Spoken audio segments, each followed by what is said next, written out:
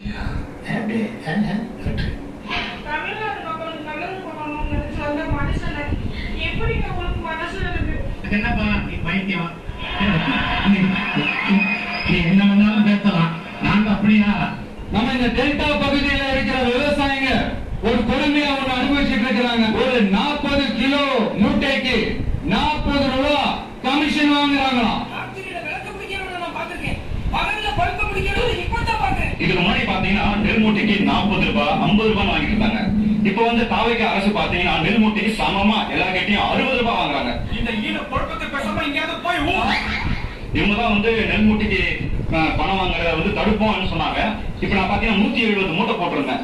170 மூட்டைக்கு ஒரு மூட்டைக்கு 60 ரூபாய், நான் 10,000 ரூபாய்க்கு மேல நான் கொடுத்துருக்கேன் பணம் அரசுக்கு போதா? இதாவது இப்போ நான் நெல் விளை வைக்கிறேன்னா நான் தான் வந்து நெல்லை விற்கிறேன், எனக்கு தான் அரசு பணம் தரணும். அரசு வாங்குறாங்கன்னா அவங்க தான் எனக்கு பணம் தரணும்.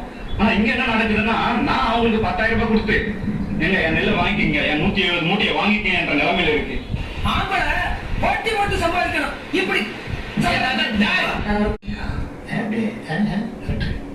தமிழ்நாடு மக்களுக்கு நல்லது பண்ணணும்னு சொல்ல மனுஷன் எப்படி உங்களுக்கு மனசு இருக்கு? என்னப்பா நீ பைத்தியம்?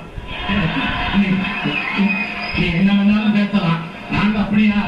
நம்ம இந்த டெல்டா பகுதியில இருக்கிற விவசாயிங்க ஒரு கொடுமையை அவங்க அனுபவிச்சுட்டு இருக்கிறாங்க. ஒரு 40 கிலோ மூட்டைக்கு 40 ரூபாய் கமிஷன் வாங்குறாங்களாம்.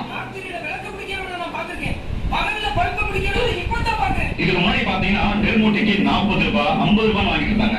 இப்ப வந்து தாவைக்கு அரசு பாத்தீங்கன்னா நெல் மூட்டைக்கு சமமா எல்லா கிட்டையும் 60 ரூபாய் வாங்குறாங்க. இந்த ஈன பொறுப்பத்தை பேசாம எங்கேயாவது போய் இவங்கதான் வந்து நெல் மூட்டைக்கு பணம் வாங்குறத வந்து தடுப்போம்னு சொன்னாங்க. இப்ப நான் பாத்தீங்கன்னா 170 மூட்டை போட்டிருந்தேன்.